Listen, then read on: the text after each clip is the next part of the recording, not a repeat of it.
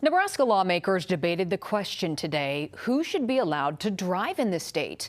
A proposed bill would invalidate driver's licenses for illegal immigrants if passed. First Alert 6's Philip Katafimo is live in the studio. Philip, you watched this hearing.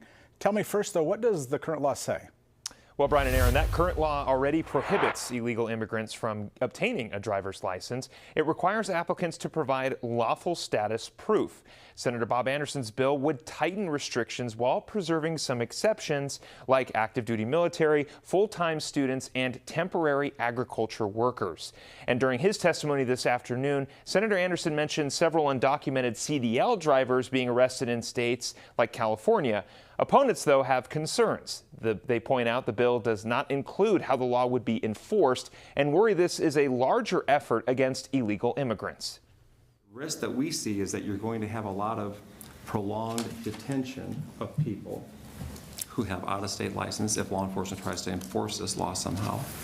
It's going to lead to racial profiling.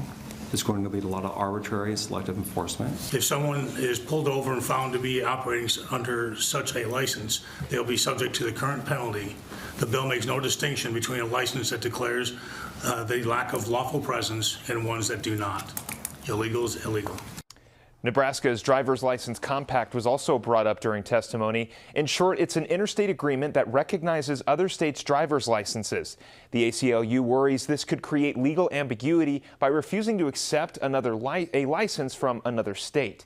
Now, this bill is still in committee. It has not made it to the unicam floor. Of course, we will follow this bill and several others as they make their way through the legislature. In the studio, I'm Philip Katafimo, First Alert 6. Back to you, Brian. Philip, thanks for walking us through that.